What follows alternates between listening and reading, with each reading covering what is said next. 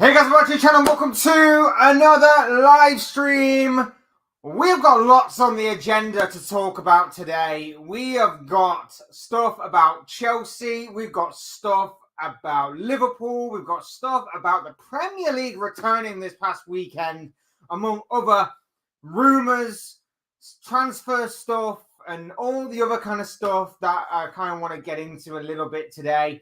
I also kind of want to throw out to you guys as well. If you want to come on the show, that would be great as well. Get involved. Would love to hear what you have to say on any of the topics that I want to talk about, or any of the topics that you guys want to talk about as well. Throw it in there, whether it be, like I say, on the show itself or in the chat. Either way, I'm sure it will make for great, interesting reading, and we'll throw up some great talking points as well. So please do get involved in all of that good stuff. Hit the like button if you haven't already. Subscribe if you're new or want to see more content like this. Both things are always incredibly greatly appreciated. But we are going to start off with Chelsea. This Joao Felix stuff. I mean, it's bizarre and mad from Chelsea's perspective. Like, they're basically signing a new player near enough every day. Like it's some sort of advent calendar counting down towards the end of the transfer window. It's like, oh, what's behind door number 42 today of day 42 of the transfer window? Oh, look at that. We get a new player. That's what it just seems to me. And it doesn't look like they're going to be slowing down either. It really does not look like they're going to be slowing down either. After this, they are seemingly going to be putting full throttle into buying a new striker. Whether that is going to be Victor Osimhen or not remains to be seen. I think he could be absolutely incredible, Victor Osimhen, if he does actually go to Chelsea. And I think he is exactly what Chelsea are looking for. But we'll obviously talk about more about that when we know more about the situation. There's set to be more talks ongoing between Napoli and Chelsea this week. So we'll get to see if that is obviously going to come to fruition or not. But one thing we do know is that this Joao Felix stuff has really, really taken off these past few days.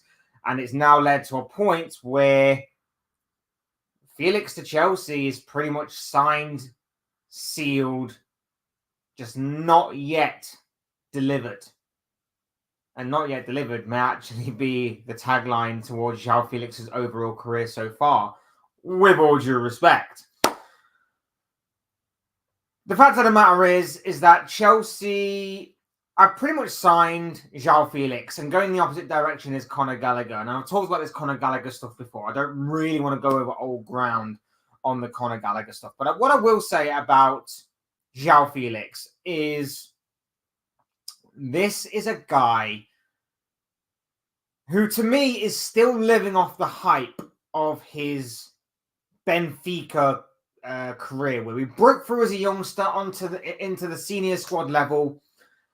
He broke through. He had so much hype surrounding him. He was going to be the next big thing to come out of Portugal and to come out of, the Portuguese league. He made his mega blockbuster move, his mega money move to Atletico Madrid. And it's never quite been the same since. He's dropped off a cliff a little bit in terms of his overall performances. It didn't quite work out at Atletico.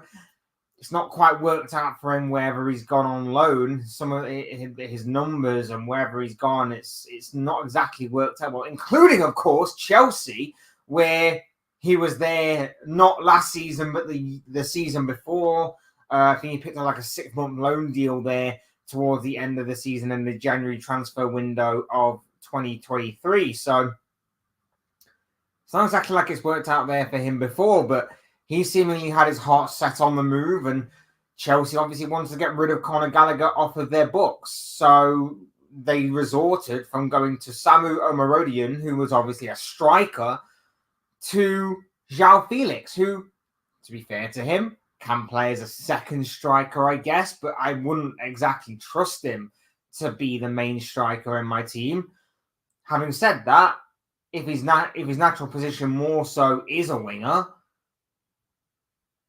you've got so many. And I don't understand. I don't understand what the other wingers that Chelsea currently have, the thousands upon thousands of wingers that Chelsea seemingly have at their club, don't have that he does. I really don't. Like, you can see there is a bit of talent there. You can see there is some good technical ability there. You can see that this guy has got plenty of skill, plenty of flair. But it doesn't really have an end product for me. Doesn't really have a consistent enough end product for me, which is partly why, like I say, his career kind of dropped off, because he never quite delivered what was promised of him and what a lot of people said his hype was and his potential was when he was at Benfica. When he was there, he showed a lot of this promise, a lot of this potential. And he's never delivered it since. Only in tiny, tiny, tiny glimpses. He's aesthetically pleasing. He's good on the eye. But the guy is not good enough in the final third to be consistent enough, to be lethal enough. It's not quite worked out for him yet. And I don't necessarily think this move will either. This guy is going to be riding pretty comfortably on however much money that Chelsea are going to be paying him for the next 6 years. 6 years. This guy's got a 6-year contract, another big money contract, another long-term contract that Chelsea have secured here. 6 years this guy's going to be riding comfy at Stamford Bridge for.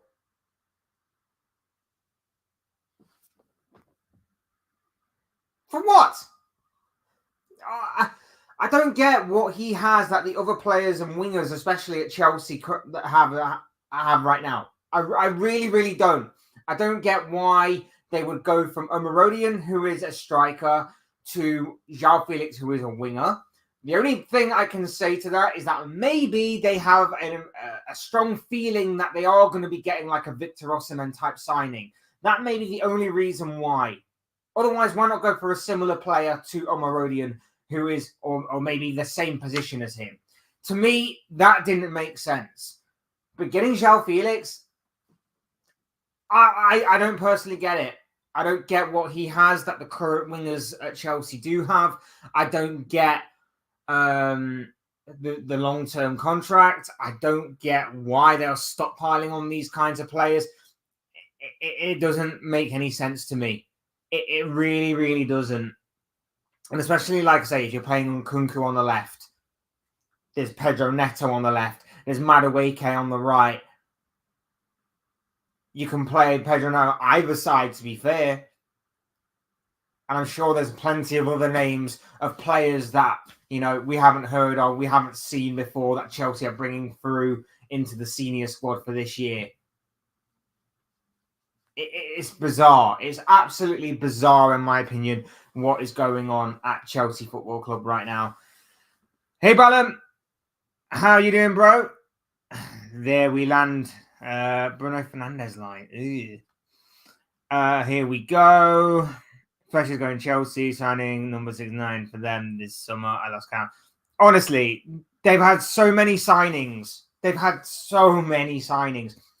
Which, you know, it's complete contrast to our club of Liverpool, for example. Like, we are chalk and cheese in comparison for this transfer window. Chelsea are signing a new player seemingly by the day, and we haven't signed anybody yet. And the one player that we are signing technically doesn't really sign for us until next year. So, like, there you have it. I'm good, bro. I'm good. I'm good. I'm good. I'm glad you're good too. Then we'll keep Jackson as backup striker, I feel. Yeah. I mean, Jackson, I thought he had a few decent moments in the first half, Jackson, against Man City. I thought he had a bit of decent link-up play, but it fell off a cliff massively. And having watched the game back, I think I might have been overhyping his performance a little bit. Surprised Joao Felix didn't go Man City in a way. There are some good players in there. There is Nkunku. There is a player in Joao. Ukraine winger was a big name. You know what? I even forgot about Mykhailo Mudryk. But that is another name. That is a massive bullet, by the way, that Arsenal dodged in not getting him. So congratulations, Arsenal. But yeah, that is a massive bullet that's seemingly been dodged there, and another winger to add to the collection of wingers that Chelsea are getting. Honestly, I had to ask, right? I can't take full credit for suggesting this because I actually heard it from someone. But do Chelsea know that they are going to be getting some sort of transfer ban or something, which is why they're stockpiling on all of these players? Is that what is happening here? Like, seriously, is that what is happening? Do they know that they are going to be getting some sort of transfer ban? So they're stockpiling on all these players and just fearing for the best and hoping for the best that they can obviously keep some of those players going forward. They can obviously then sell some of the other players on and it not really put a massive dent in the overhyped and over-inflated squad that they currently have. I really don't get it. I really, really do not get this whole situation. I'll talk about Mamardashvili. I'll put the Mamardashvili stuff for later, dude. So I appreciate it, but we'll talk about Mamardashvili in a bit. So I will start these and we'll bring them up when we do talk about them a little later on.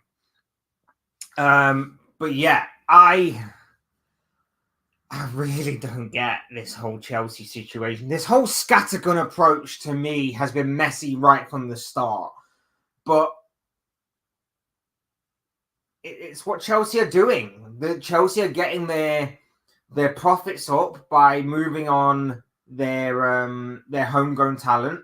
They want to move on the likes of Chalobah. They've obviously moved on Conor Gallagher as a pretty much a swap deal for Joao Felix. I don't know. I don't know, man. This is weird to me. This whole approach by Chelsea. This is very, very strange to me. The entirety of the approach. The strange thing about it is that if they were to go on and get a Victor Osimhen type striker, their squad suddenly becomes more appealing.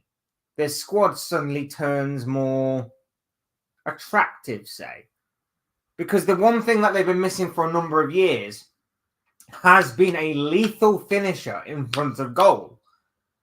Victor Osimhen ticks that massive box. The only issue is that if you don't get him, you're back to square one again. And I said this when they went and bought Pedro Neto. He can create all the chances that he wants. That Chelsea squad with the current strikers available are not going to be finishing the chances that he creates. And that goes for any member of that Chelsea team that creates. They're not going to do it. They're not going to have the assist to their name that they probably deserve because Nicholas Jackson isn't good enough in front of goal. Christopher Nkunku, for as decent a player as he is, I do like him. I have my doubts over whether or not he can remain fit for an entire season. Don't even think he's going to play centrally, it seems. But time will tell. There's just so many questions surrounding Chelsea right now. And I fear that for them, it could be another long season, which is why I put them to finish 10th. I really do fear that. We're obviously going to know more in the next couple of weeks or so about the whole Romelu Lukaku, Victor Osimhen situation. Whether or not that will actually materialise or not remains to be seen. In that time, Chelsea probably would have made a huge song and dance, a massive fanfare, a huge circus over about 20 signings that are all between the ages of 18 and 22 that no one's ever heard of. And we're gonna be scratching our heads at how Chelsea can continue to do this and how they continue to get away with it and what the hell is going on at Stamford Bridge. Half of them will be flipped, of course they will. But I just don't I don't recognise Chelsea. And I'm not even a Chelsea fan, but I don't recognise Chelsea anymore. I don't recognise them from the Roman Abramovich era. And let's face it, that Roman Abramovich era ended, 2 or 3 years ago now? And that ended with them practically being the Champions League winners, the Club World Cup winners, and being on top of the world. An era of Roman Abramovich in which everything was done to the highest possible standard. Failure was not an option at Chelsea. If you failed, you were out the door straight away. They were ruthless. They were lethal. And now I look at a Chelsea squad that is just a money-making machine. Purely a money-making machine. Doesn't care about success. Just cares about turning some sort of profit that I'm not even sure how you can make when you're running a football club. The whole point is that you probably won't be able to. Unless, of course, you take a low-leveled football club and you guided them to the top level. Something like along them lines. But even then, you probably still have to invest a lot to get a lot out of it. It's just a madness to me. It's just a madness to me.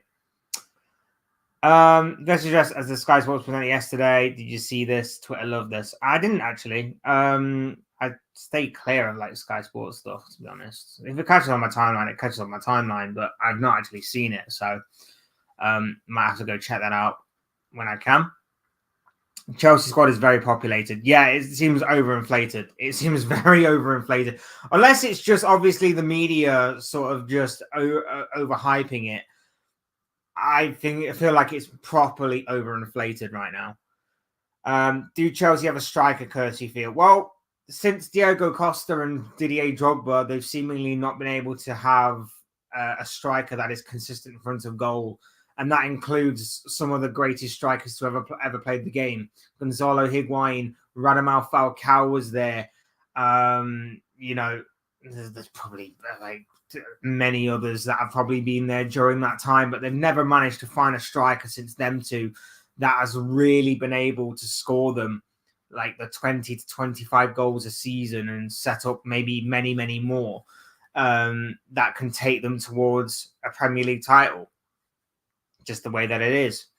Chelsea are playing Fulham. Last proper striker was 33 years of age in Diego Costa in 2014 time. Chelsea do need time and they need to give the manager time. We've said this all along, but we said this when Pochettino was there, didn't we? We said that Pochettino may not exactly be the most popular choice, but if you need some sort of success at Chelsea right now, you need to stick with him. You need to be consistent. You need to have some sort of sustainable long-term vision. And then, of course, they went and sacked Pochettino. And then they've got Enzo Maresca, who is a guy that I feel like if they were trying to put a long-term project in place, why didn't you just stick with Graham Potter, the manager before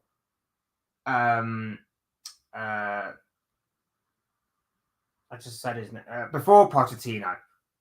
It makes no sense. It makes no sense why you go to a complete unknown in Enzo Maresca. Like, great. He went and won the championship with Leicester last season. Fantastic. This is the Premier League. This is a different kettle of fish, as the Premier League, the newly promoted championship teams found out again this weekend. Different kettle of fish. And yet they're putting their faith in a guy who is basically a Pep disciple, a student of Pep Guardiola. They saw the All or Nothing Arsenal documentary and thought, we can copy that. Doesn't necessarily work out that way. It may do, but you need a fan base and you need a board, a hierarchy, the people in power at a football club to have patience for it to work out. And I don't think neither of those two parties in particular have that about them. especially the Chelsea fans. And as it's seemingly proving, seemingly not the people in power at Chelsea Football Club. 2 weeks to go, and Liverpool need new signing with Arne Slot, and best part was releasing Adrian finally. Yeah, we'll talk about the Liverpool stuff in a little while, bro. It's got more stuff to talk about with Chelsea and Joao Felix, though, and then maybe a little bit of transfer rumours that are coming out about the club. Enzo is Chelsea captain, which Wesley Fofana must be happy about. Chilwell is for sale, it seems. Yeah, that's what we were going on. The Enzo captain stuff is very, very strange, especially considering obviously what happened over the summer with the whole racism outrage. Very interesting that he became the club captain. One can only assume that he's apologized, he's taken responsibility, and it's seemingly water under the bridge a little bit. I don't think that necessarily is or should be the case, but that is from the outside looking in what it looks like. I'm not saying that is, I'm not saying that has happened, but to make him the club captain is strange to me. And what makes it even, well, not what makes it even worse, but what I think makes it bad as well from a Chelsea point of view, other than that aside, is the fact that if he is now the club captain, or the vice captain, I guess, but isn't Reece James meant to be the captain? But of course, he's going to be injured for like 95% of the season. So Enzo might as well be the captain. What makes it even worse, in my opinion, is the fact that if he is to be the captain, that means surely he's not going to be dropped. Surely that signals to me that this guy is going to be playing the vast majority of games for Chelsea this season, or at least starting the vast majority of games. He's awful. The best midfielder in a Chelsea shirt on a Sunday was Romeo Lavia. Now, I understand with Lavia, he's still young, and I understand as well that he didn't really kick a ball last season for Chelsea. And I understand that you have to obviously manage your minutes. Romeo Lavia was the best midfielder for Chelsea on Sunday. He's going to have potentially a big season if he can stay fit. The way he was just turning, the way he was turning out of trouble, the way that obviously he kept a cool head on his shoulders, he was brilliant. And I think that he can really complement Caicedo in there. And I feel like Cole Palmer, another one that we didn't mention for the wing position. Is he going to stay a winger, or is he going to go more centrally? If he goes more centrally, your midfield pivot should be Lavia and Caicedo, and Cole Palmer as the number 10. But I don't think that's going to be the case, because I now think that Enzo Fernandez, being the captain or the vice captain, whichever way around you want to put it, is going to be the guy starting in midfield every week. And I think he's not that good. I think he's overrated. I think he's overhyped. And I think Chelsea overspent massively on this guy. I don't know what he does anymore. I thought this guy was a deep line playmaker that was going to control the midfield. He can't do that. They tried him as a number 8, a box-to-box guy. He can't do that. They tried him as a bit of a number 10. Guess what? Surprise, surprise. He can't do that either. So, what is he? Or is he in the wrong system? Is he at the wrong club? Is he in the wrong league? If he went to like a Serie A, for example, he probably could absolutely be a baller in that league. Bit slower, less physical. He could probably ball out in Serie A. But probably not for Chelsea. But yet, that guy is going to be starting the majority of your games. So, your loss. Your loss. Liverpool won the League Cup against Pochettino. Yeah, yes, we did. A lot of teams win in finals and cup games against Pochettino there. So, we also won at the Champions League against Poch. There you have it. Will Fletch shave his head? Buzz cut for Arne Slot. absolutely no way. His head is beautiful and shiny, but I will not be doing the same thing because it would look terrifying. And people will probably throw rubbish at me in the street. Is Kepa a Chelsea player again? I think so. I mean, if we talk about the amount of wingers that Chelsea have, I'm pretty sure they have about 30 to 40 different goalkeepers as well. So, yeah, but I wouldn't be surprised if some sort of move does get put in place for Kepa, whether it be a loan move with like an obligation to buy or something along them lines. I wouldn't be surprised if he is on the move again this summer before the transfer window plays out. He'll go back to Manchester experience and could help them win the league again. It could be big for Manchester City if that was to come to fruition. To be fair, though, I don't necessarily think they need another midfielder, do they? Do they? Or could they just trust the... his leadership and his experience will be invaluable. I 100% get that. But I'm just thinking, from City's point of view, is that probably their top priority? We know they haven't invested much in this transfer window anyway. They've just lost, obviously, Julian Alvarez to Atletico Madrid. Oscar Bob is probably going to be out of action for probably the season, with seemingly how bad his broken leg injury was. And, you know, depending on how bad the injury was to Savio, I don't know. Barcelona will go for free because no more paying wages. Yeah, Barcelona's financial ruin is in financial ruin right now, and they still managed to sign players. If this was the Barcelona of like a decade ago, you know, the likes of Nico Williams and Dani Olmo would have gone there much, much earlier than what they were. So, yeah. Welcome to the chat, dude. Hope you are well. What will happen to Chelsea if most of their signings flop and they end up on a long and expensive contract like Mudryk and Fofana? Can they get relegated in 5 years for FFP violations?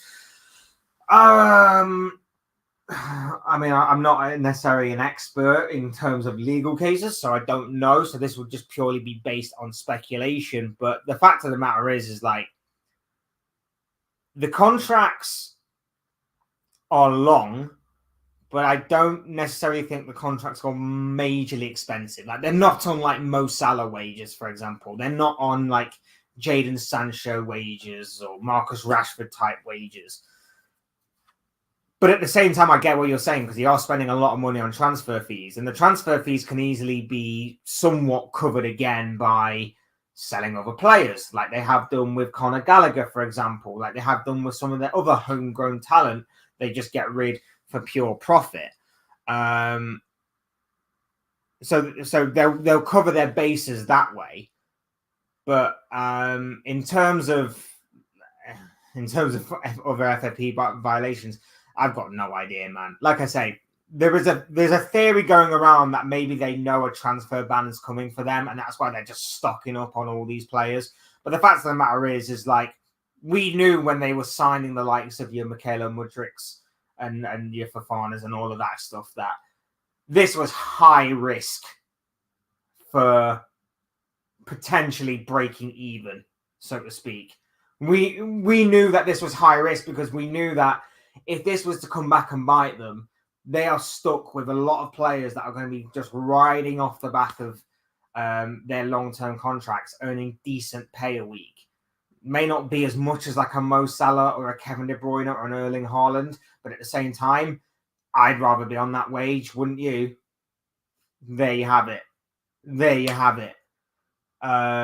But yeah, I get your point. It's a very interesting point as well.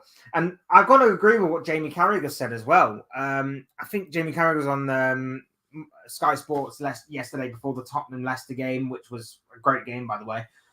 Very intriguing. It's a game of two halves, that one. And he basically said that going to Chelsea is not exactly that attractive unless you're going for the money. I'm obviously paraphrasing massively, but he basically said, you're going there for the money because the environment at Chelsea is just too crazy and too bizarre right now. Whereas, why don't you just back yourself to go out there to a different club where you'll be earning, may not be as much as Chelsea, but you may obviously work your way up to get to a point where you are able to say, I earn this much money because I deserve this much money. You'll also probably get trophies and the like, and maybe individual accolades to go along with it. But it was an interesting point thrown up by Jamie Carragher yesterday on Sky Sports. Possibly, or as Chelsea are in a mess because so many players in. Absolutely, 100% agree. Do you think, as James Pearce said, that Liverpool are carefully giving Mohamed a contract? Salah's in his 30s and lose him. You know what? I'll start that. I'll come back to that one as well. We will talk about Mohamed Salah as well, because that is another interesting part to come out today. They still have Lukaku on their books as well. Why not use him if you can't sell him? Well, they could be using him. The talk there is obviously they could be using Lukaku as a bit of weight to add to maybe signing Victor Osimhen, which I think is an incredible deal. I think if you could use Lukaku to sort of bring down the asking price of Napoli for Victor Osimhen, use him to your heart's content. Use him to your heart's content. You are getting an absolute insane goal scorer. And you're getting rid of a player who is probably one of the biggest flops of a transfer signing in Premier League history. One of the biggest transfer flops in history. And not just once, but probably twice if you count his move to Manchester United as well. So, yeah, I completely agree with you. And I think this is why the Premier League, these Premier League clubs are so far ahead of the Premier League itself and the Premier League rules of FFP and things of that nature. Because as you can see, these players, these clubs are trading these players left, right, and centre, going back and forth with this money, which is why they always say, oh, it's two separate deals. No. It's not two separate deals. Conor Gallagher has basically been traded for Joao Felix. Joao Felix is going to Chelsea. Conor Gallagher is going to Atletico. They may say it's two separate deals, but face it, it's practically a swap deal. It just looks good on the books. That's it. That's all the financial stuff that you'll get. Like I said, I'll start the Salah comments, bro. I will get back to them, I promise. Nick Fadley, hey dude, how are you doing? Hope you are well, my friend. Nice to see you back again. Would love to hear your take on all of this and everything that is still to come in this video. Premier League is league with the most money, second league in the world, and Europe in Bundesliga. Traded deal is such an American saying. It's becoming more and more Americanized, isn't it? It's becoming more and more Americanized. I'm good. Good to hear, man. Good to hear, bro. Would love that. Love that entirely. Yeah, and Balam, as you said before, going back to your point on Ben Chilwell probably being for sale, Raheem Sterling probably being for sale as well. Those guys seemingly not having a future. They are not even in the squad to take on, I don't even know who they've got. I know they've got some sort of European Conference League qualifier or something like that against some probably unknown team. I've got no idea who they're facing, to be honest, and I don't necessarily care for that league, in all honesty, as of right now. But I get your point. They've got assets there to sell. They may not get their full price back for them, but as long as they make some sort of money from them, they're all good. They're all good. And I don't even think Ben Chilwell was necessarily a signing of Clear Lake. So I don't know if that is counting towards anything as well as far as what they are concerned. But there you have it. There you have it. We could be seeing the last of Raheem Sterling in the Premier League for a little while. We could be seeing the last of Ben Chilwell in the Chelsea shirt. They've got players. They've got players to sell. Gundogan has also come back to City. If that does happen, that is going to be big for City in terms of experience and leadership. I'm not necessarily sure that is the kind of player that they need. I thought they would rather go for a more attacking option than him. But his experience and leadership cannot be denied. And the way that he just turns up and comes clutch for City time and time again, I'm sure will be something that if he can rediscover that form and that touch, will be huge for Manchester City going forward. Also, you see some of the youngsters that City are bringing in right now in that kind of position. O'Reilly, McAtee, to learn from one of the very best in Gundogan will be huge for them as well. So his influence will certainly be an asset for City, whether it's on or off the pitch. Massive for City that could potentially be. Moving on. Liverpool.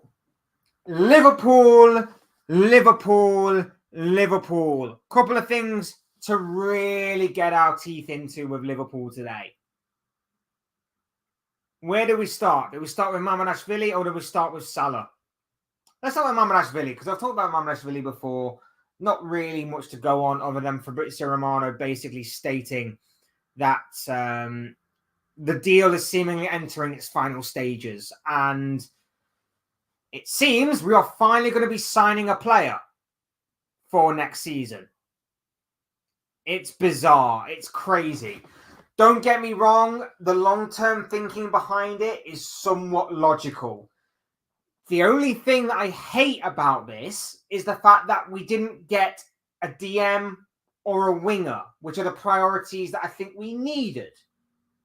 If this Mamardashvili deal was to come in at the same time as a DM, as a left winger, I wouldn't be too concerned by it. I genuinely wouldn't. I think Mamardashvili is a great goalkeeper, a great young up-and-coming goalkeeper that is only going to get better. And the plan is we loan him back to Valencia. He spends the season there. We'll probably loan him out again next season. And then for the season after that, we probably bring him into the fold as our first choice goalkeeper. Alisson probably moves on because his contract does expire in 2027. So we cash in on him in 2026, whilst we still have the opportunity to do so. Kelleher will have probably moved on either at the same time or by then to become a number one goalkeeper anyway, because he is that good. And then we've got a goalkeeping setup of Mamardashvili and Yaros, which I think is pretty decent and will tie up the goalkeeping situation for and his arrival in 2025 will tie up the goalkeeper situation probably for the next decade or so. But again, it's about the bigger picture. The bigger picture is Liverpool need a DM. Liverpool need a winger. We may need a left back as well.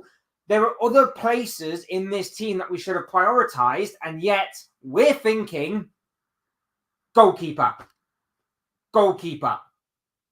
Not a number 6 that we definitely need, and that a few weeks ago the club even stated we definitely need, and that is going to be our top priority. No, not that. We got rejected by our one and only choice for DM, apparently. There's no other Martin Zubamendi out there. There's no one else that can sort of do the same thing he does, or even better. No one. We didn't get him, so we'll throw our toys out the pram, and we will go and get a goalkeeper for next year. Make it make sense. Make it make sense, please. Make it make sense. I don't get it. Giorgi Mamardashvili only to go out on loan. Yep, that is good. That is the plan. As a Liverpool fan, because Leipzig player, I would take Nkunku. He scores goals from midfield. The only problem with Nkunku, bro, is that his fitness level may not exactly be the best. He may not exactly be reliable. And we, over the years, have had some pretty shocking players that can't stay fit. Naby Keita. Sorry, bad cough. Yeah, we shall see. Short term, Ilkay is back up for Rodri, isn't he? So his leadership, and as many say, will win them the league. It'll be a big addition. Will it tilt the scales back in their favour for me? Not necessarily. I still think Arsenal will win it. But it will be massive for City, in my opinion, if they were to get him back. Liverpool, not a well-run club, selling Joe Gomez. Yeah, that's going to be big if that actually does happen. Bobby Clark, Seb Vandenberg, and possibly Nathaniel Phillips, if he is still here. Surely even signing Santiago Jimenez from Dutch League would add goals.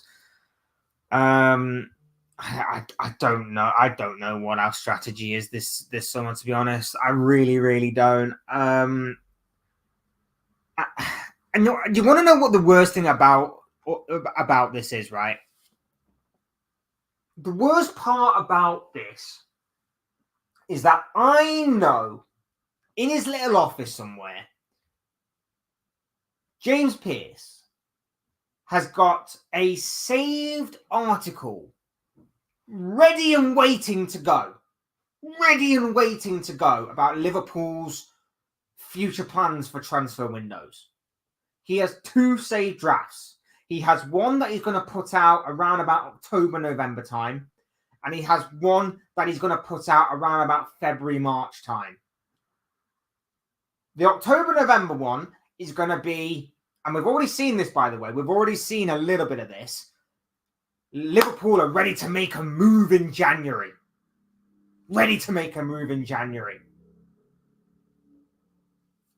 He'll then throw out another article as a follow-up to that at the end of the January transfer window, in which he will say, Liverpool didn't really see anybody big enough to make a signing for. We're going to go again in the summer. We're going to address this position in the summer.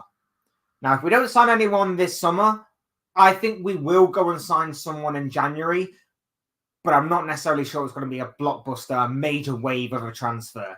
It'll probably be someone that is a meh signing. And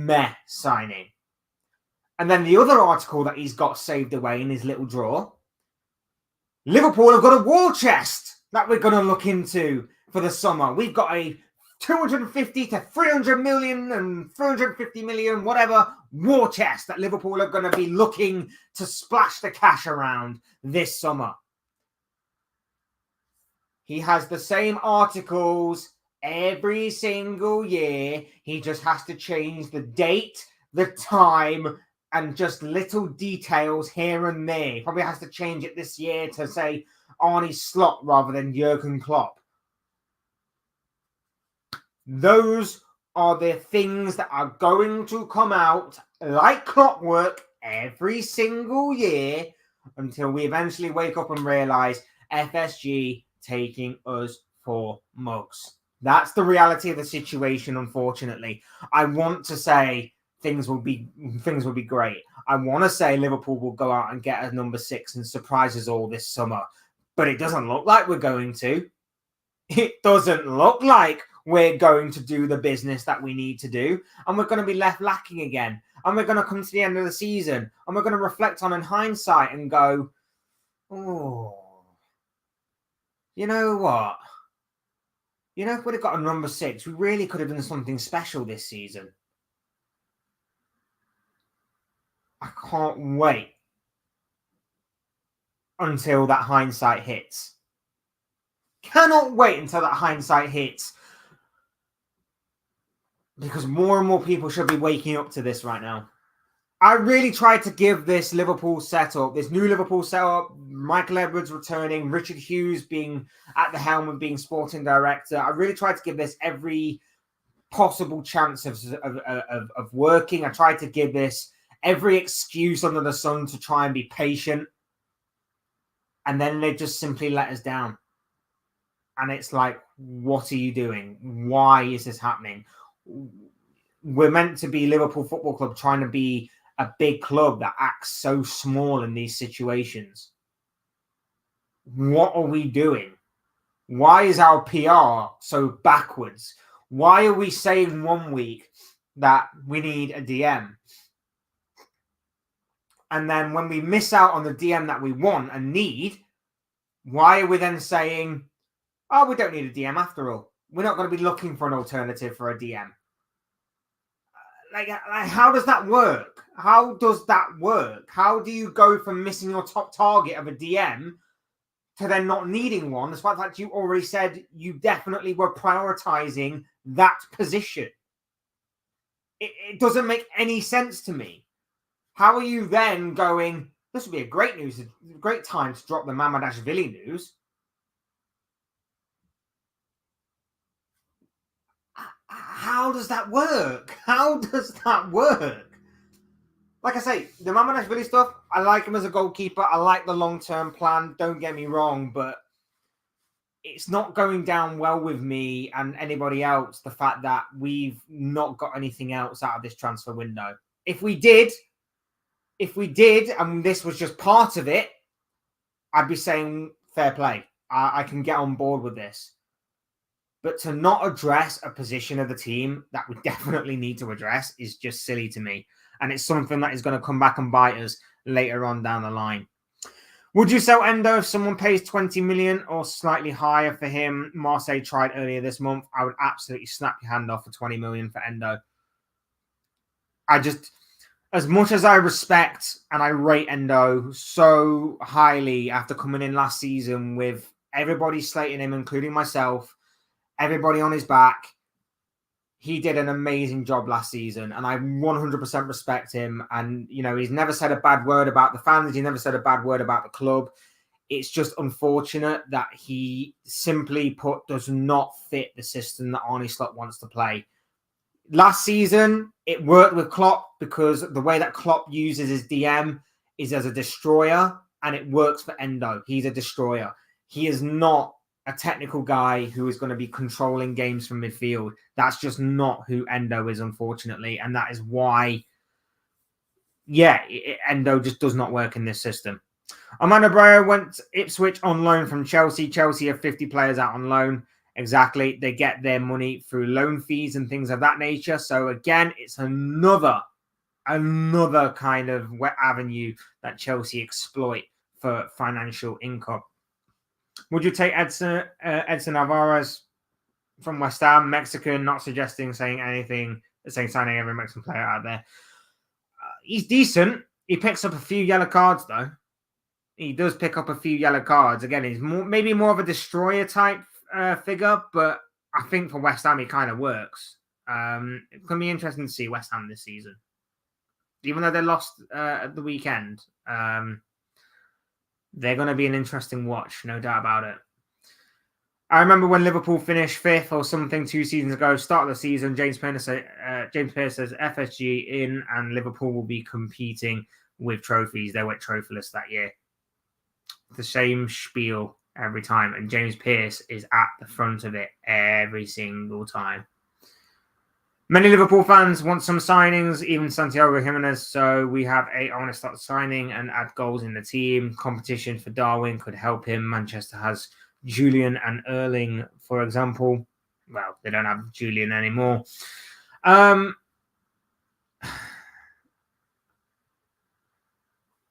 that has. I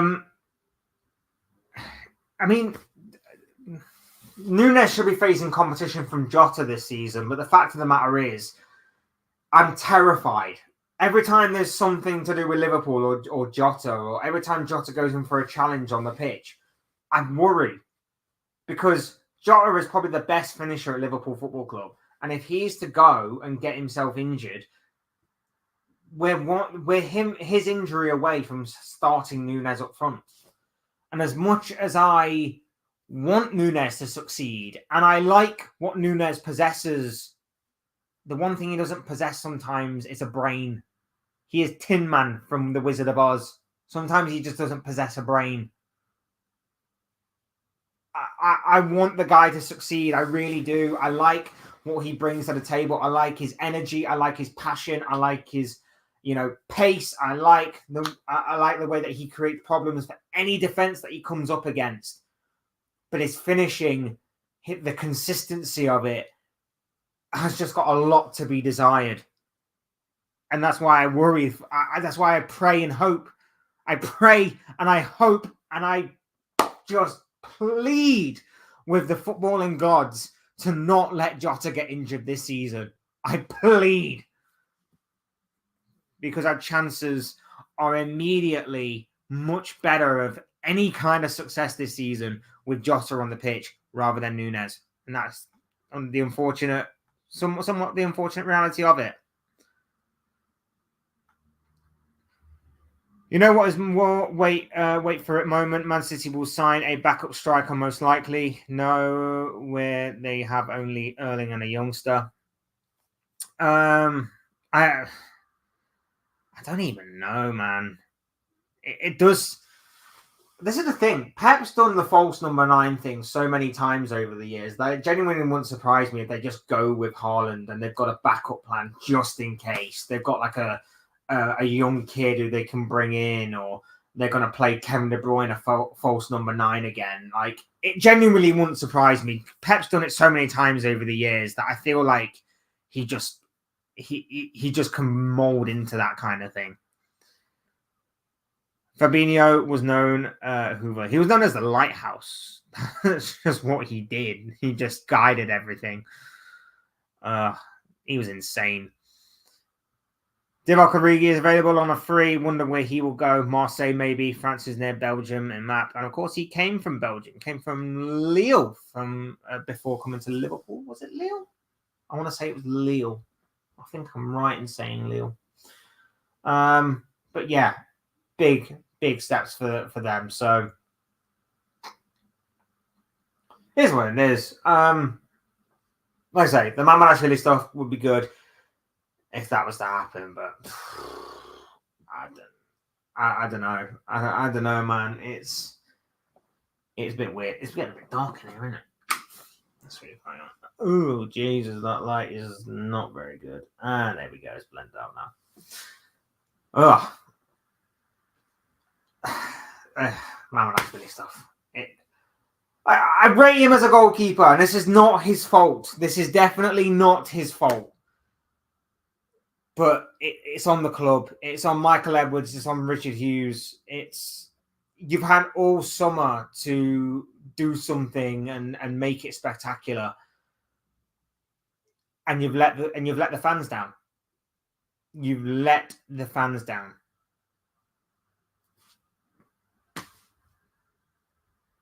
That's it. You've let the fans down this summer. Almost an hour. Good to talk, Captain. Take care and talk soon. Is your Premier League prediction video on Thursday? Wednesday or Thursday? I'm aiming to do it always 2 days before the start of the Premier League weekend. So, for example, if there is a Friday night game, it probably will be a Wednesday.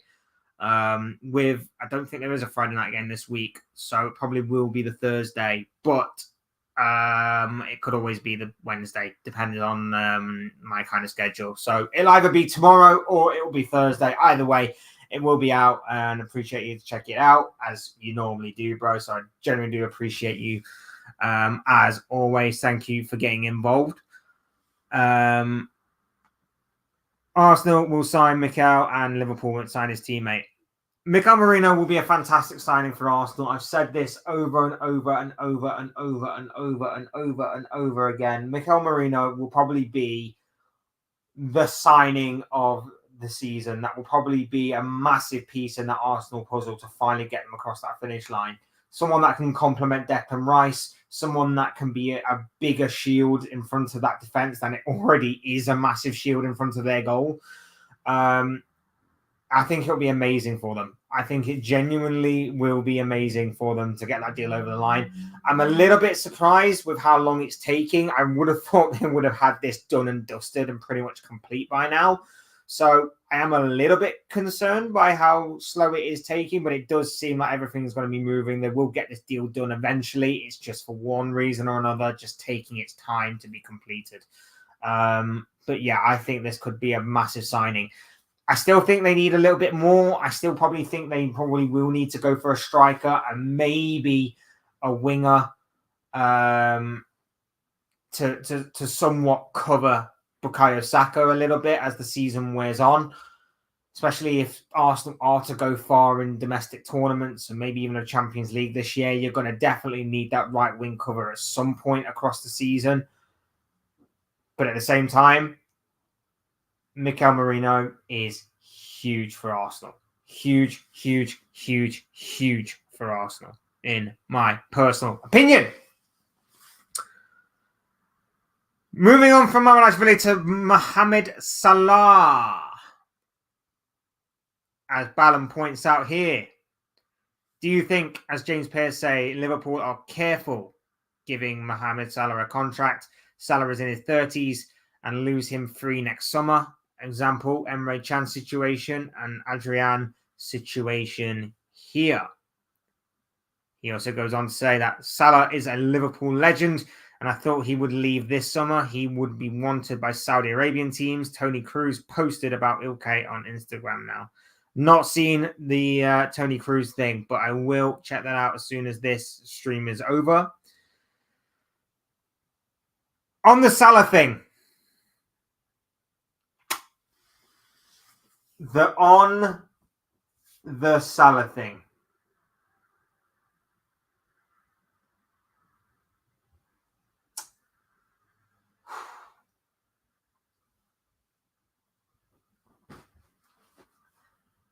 Are we shocked? Genuinely, are we shocked by this? We shouldn't be. When Michael Edwards took over, when Richard Hughes came in, there was already talk that they were already going to be a bit careful and cautious when it comes to players in their 30s, about giving them lucrative contracts, thinking more about the future, the long-term future of Liverpool Football Club rather than the short-term.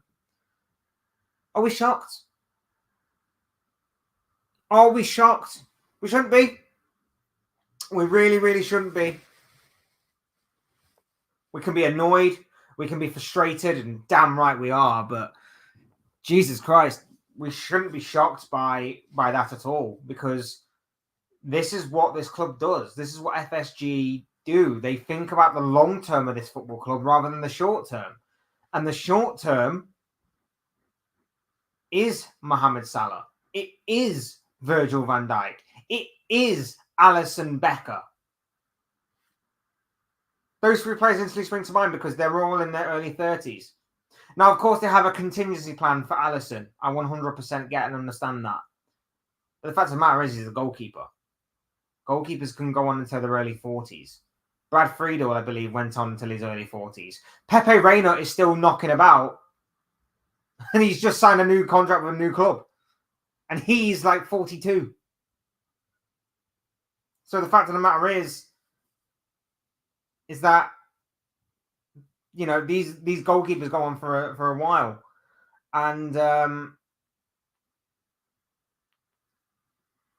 you know, Mohamed Salah, the guy is like a fine wine. He gets better with age. He gets better with age. I completely lost it with him a little bit last season towards the end. And I did say, like, if his performances continue to disappoint and he continues to underwhelm, then maybe we should consider cashing in on him. I did say that. And I still think that everyone has their price. And I do believe that, you know, maybe if a good enough offer was to come in for him, we'd strongly consider it. But at the same time, you can't replace what he does. Well, not at least by one man anyway. Like, he is a one-of-a-kind phenomenon. You can't replace what he does with one player. And the unfortunate part is that the players that we do have right now aren't good enough to collectively do what he does and what they tend to do in previous seasons as well. Darwin Núñez isn't going to be that guy. Luis Diaz's final product is shocking at times. Diogo Jota can't stay fit. Cody Gakpo is bit unknown, I guess you could say, in this new system. Lots obviously come from him, but hasn't really shown it at a consistent level so far. There's a lot there to unpack with Liverpool's attack, but Mohamed Salah's for the here and now. And in typical fashion, this football club is thinking long-term, a few years down the line, rather than this season or next season. And case in point, again, is the fact that we're not going after a DM. And that's the worst part about it. Because again, these contracts are winding down. These contracts are winding down. We've not signed a new DM. We're pushing all of this back to next season, back to next summer's transfer window. And what happens then? Whatever money we do actually have for next summer is going to be spent on a DM, which we could have got this summer. And it will be the same spiel over and over again. We did have a war chest. We did have a transfer kitty that reached about £400 million. But thanks to new contracts and thanks to renovations to John W. Henry's private plane, and thanks to obviously us needing to buy a new defensive midfielder, we unfortunately don't have any more money to spend on anybody else. So we're having to push our plans for this summer back to next summer, in which we'll probably have to fix even more holes in the squad. We'll have to cover for more players that have left the squad. We'll have to cover for more players that want to leave. We'll have to cover for more players that obviously don't want to be here no more. That's the reality of the situation. Everything gets pushed back to next season, and once again, the club is playing catch up on the players, and it's not the players' fault. The players have to think about themselves and think about their families and things of that nature. But the club do not care because they won't be ambitious enough. They won't put their money where their mouth is on these types of situations. I've said it time and time again. Liverpool have a very good opportunity this season of maybe catching up the likes of Arsenal and Manchester City. Arsenal are rumoured to be doing some really good business. Mikel Merino I've already talked about. And if they do the other stuff, which is sign a new striker and maybe even get a new winger in the process, that would be phenomenal. And that would fully tip the scales in their favour, in my opinion, for them to become Premier League champions next season. This season, next year. But Liverpool have a very good opportunity to once again push them. Liverpool have a very good opportunity to once again be in a title race. And Liverpool have a very good opportunity to maybe even go further in that title race than what they did last season. But they need to sign some goddamn players.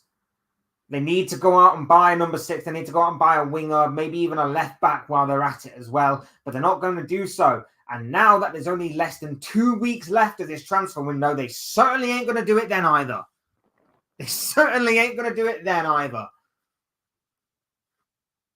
And we're left in a situation where if we were to try and sign someone now, we're probably going to have to pay way over the odds to get them because everybody knows what we're looking for, what we're after.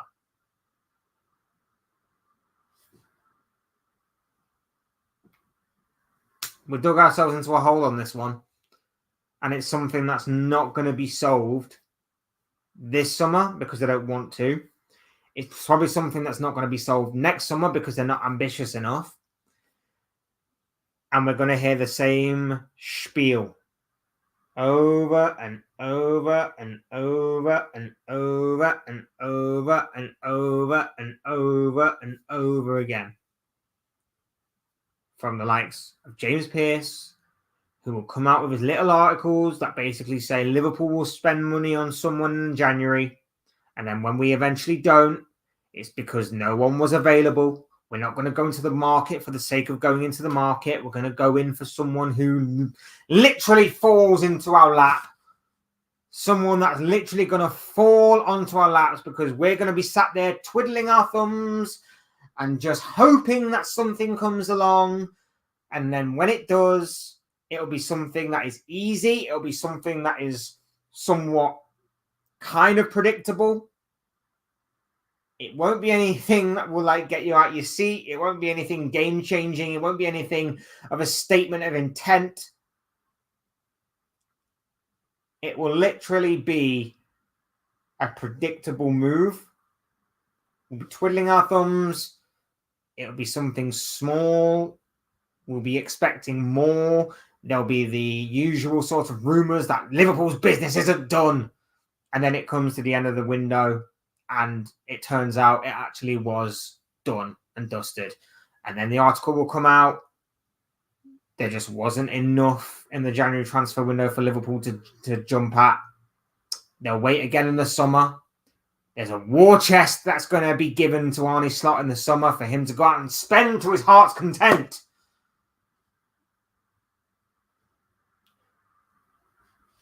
FSG have done more negotiating this year trying to buy Bordeaux, was it? Bordeaux, than they have done in trying to negotiate transfers for Liverpool.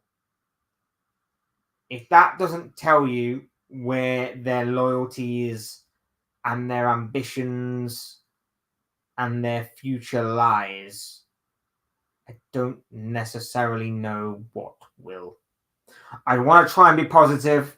I want to try and be as optimistic as I can. I want to say that Liverpool will win the Premier League this year. I want to say Liverpool will give the Champions League a really good go this year. And I want to say Liverpool may even end up with a domestic trophy or two come the end of the season. But I can't. I can't. If we do, miraculous. Arne Slot, absolute freaking genius. If we don't, that falls on the ownership. That falls on Michael Edwards. That falls on Richard Hughes. Richard Hughes and Michael Edwards in particular, guys that I rated, I've talked highly of in the past. I've said that I trust the process. I trust the new regime. I trust these guys with what they are looking to try and do. But yet here we are. Here we are with the first game of the season in the history books. Here we are where we are 3 or 4 days off from kicking off game week 2 of the new season. Here we are just under 2 weeks to go of the summer transfer window.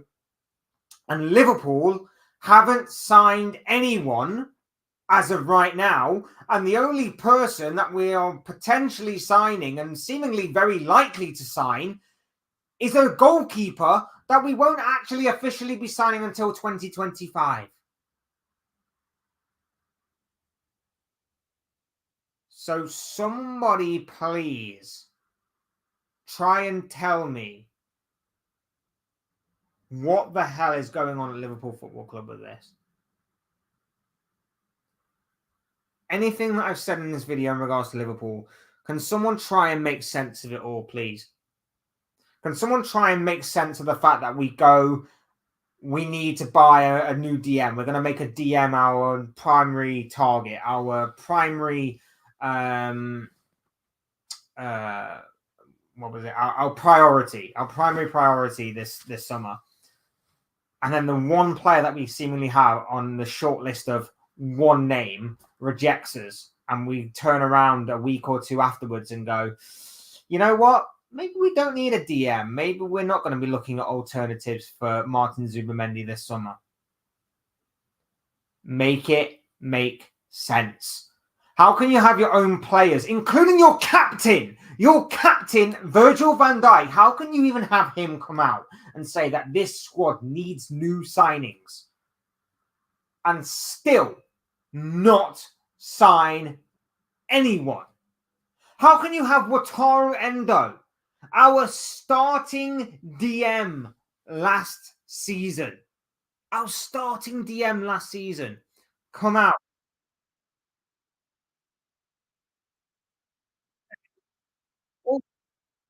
Would only benefit. Liverpool would only benefit from having a new defensive midfielder.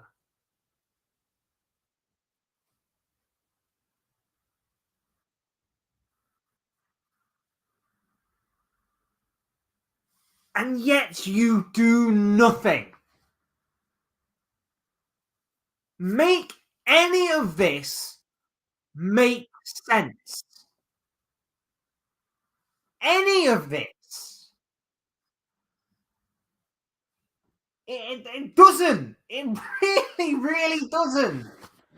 Because after the Zubamendi stuff, after you saying that we're not going to find an alternative to him, you go and say we're dropping 30 million euros or whatever the hell the transfer fee is on a goalkeeper that we're not going to properly use for another couple of years.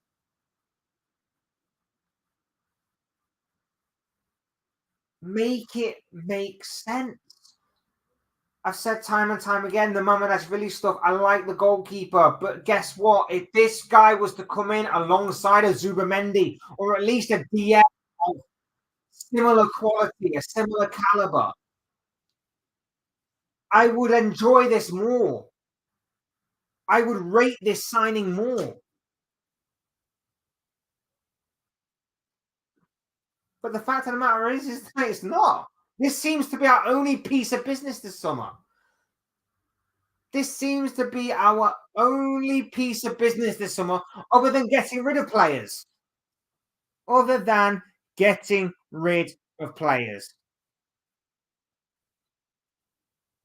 Joe Gomez could go. Sepp Vandenberg is likely to go. Brentford are seemingly in for Vandenberg.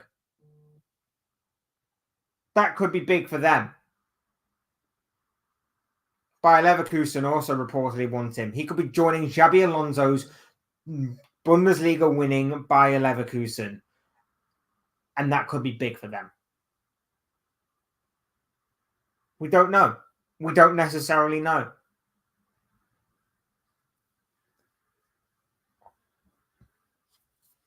I'm confused. I'm confused. And I'm just wondering what the hell is going on. I'm a bit concerned that we're making so much room in this squad. And this was a squad last season that couldn't even beat Atalanta in the Europa League. No disrespect to Atalanta. They're a very tricky side. They're a very awkward side. They're a very good side when they're well drilled. But this is a Liverpool side that has aspirations of challenging for the Champions League. This is a Liverpool side that are going to be in the Champions League this season in a brand new format that couldn't even beat Atalanta last season, that couldn't even beat Manchester United in the FA Cup quarter-final last season, that fell away in the final 5 or 6 games of the Premier League campaign, and you expect Arne Slot, a new manager, to walk into this league in his debut season in the Premier League, debut season at Liverpool, and do something similar or even better than Jurgen Klopp with the same players minus a couple of exceptions here and there. Why are you leaving this manager hanging out to dry? I just hope that Liverpool fans are smart enough to realize that this is if things are to go completely wrong this season, if things aren't to go to our liking, if things aren't to go to our expectations, I only hope that Liverpool fans will point the finger of blame at the likes of FSG, at the likes of Michael Edwards, at the likes of Richard Hughes.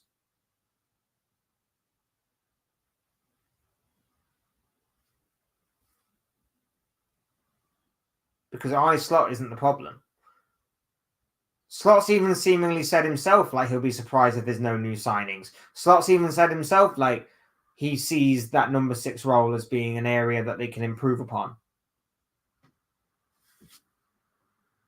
So why are you not listening to the guy? The guy that's literally taking the training sessions, the guy that's leading them on the pitch and orchestrating them on the pitch to play football is the guy that you probably should be listening to the most. You can make all the decisions and all the other kind of little bits and pieces, but if you're not listening to the main guy that's the brains behind the operation on the pitch, what is the point of him being there? I feel like Liverpool are leading him out to dry. I worry for this guy let's face it, he wasn't exactly my first choice to be manager of Liverpool Football Club. I don't think he was a lot of other people's as well. But at the same time, still give him a chance, give him an opportunity, and certainly give him a chance and an opportunity with this kind of setup as well. I really don't know what is happening with Liverpool. I really, really do not know what is happening with Liverpool.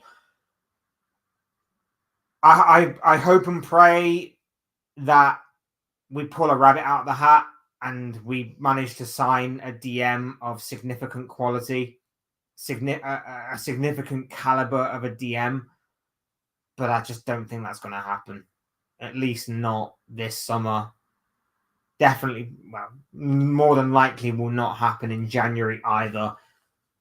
And it will be pushed back again until next summer. And then next summer, our transfer budget will be ripped apart by the fact that we need a DM, which we should have solved this summer. We'll buy a DM next summer. And then there'll be other areas of the team that we need to address that we simply can't because FSG won't fork out the money. And they'll say, well, we needed to buy a DM. And so we took apart our transfer budget and a large part of that went on the DM. So be grateful. Be grateful that you got the DM that you wanted. It's like, great. But guess what? Salah's just left. Are we going to try and replace him? Probably not. Luis Diaz still inconsistent in front of goal. Are we going to try and upgrade on that? Probably not. Trent probably may leave next season. Are we going to look into that? Probably not. It just boggles the mind and completely baffles me what this football club is doing right now. It really, really does. It really, really does. I don't understand it. I don't get it whatsoever. And I just want some clarity, man. I just want some clarity on this. It's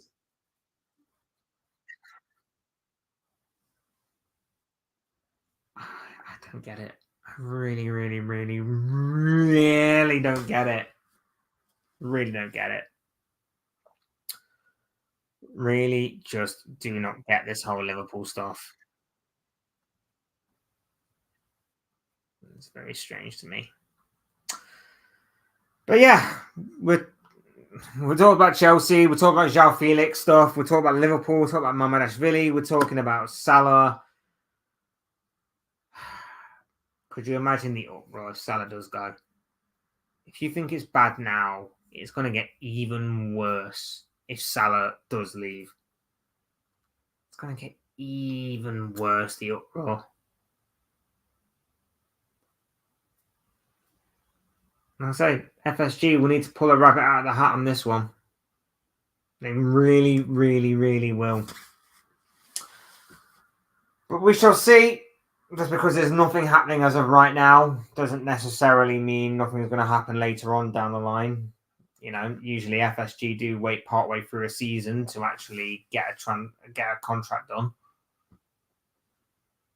They like one on deadline day as well, so wouldn't be surprised if maybe like Trent signs on deadline day just to sort of masquerade it as a bit of a signing.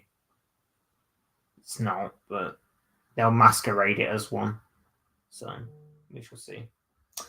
We shall see. Anyway, the Premier League was back this weekend.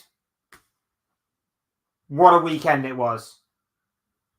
Few major talking points. Manchester United beating Fulham on the opening day, the proper opening day, the first game of the new season. Joshua Zirkzee getting off to a dream start for United on his debut, scoring the winning goal. Fantastic result for Manchester United there. Don't think you can really tell a lot from either side, to be honest, but United get the win. That's all that matters and is all that is important on the first day, is just getting that first win under your belts. And it wasn't pretty. It wasn't exactly the best, but I think United definitely deserved the win in the end. I think they created the better of the opportunities. Fernandes probably should have had about 1 or 2 goals at least in the first half. But yeah, United get the job done, and that's all you can ask for.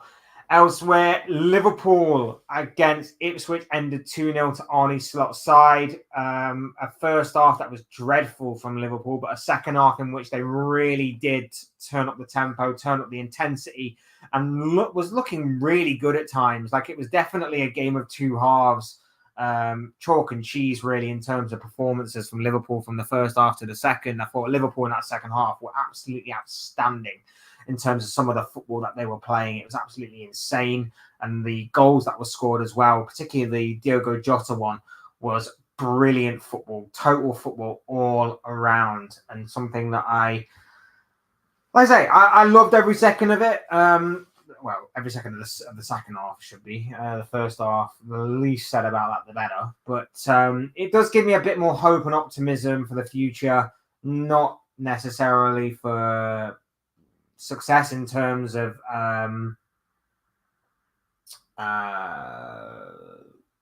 silverware, but certainly in terms of in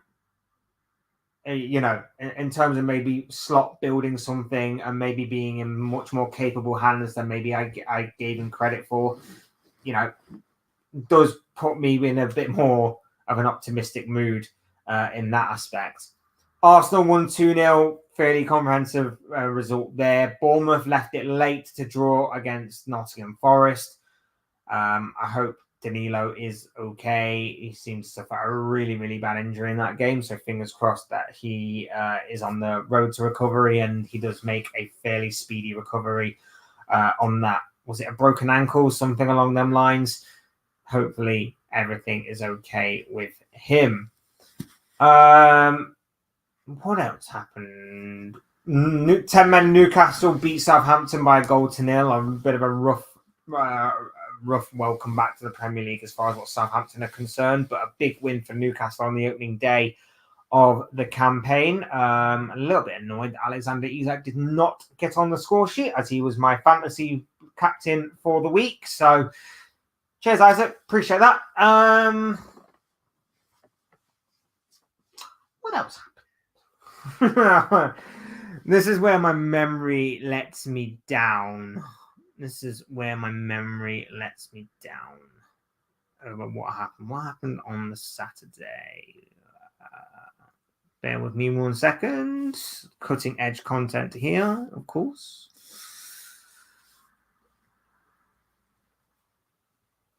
Discussed Arsenal, Everton, Brighton. Brighton absolutely wiped the floor with Everton, 3-0. Proper, really good Premier League game. Brighton were just very clinical on the day, but it'd be interesting to see Brighton. Like I said, I don't know what to make of them. New manager, extremely young manager as well.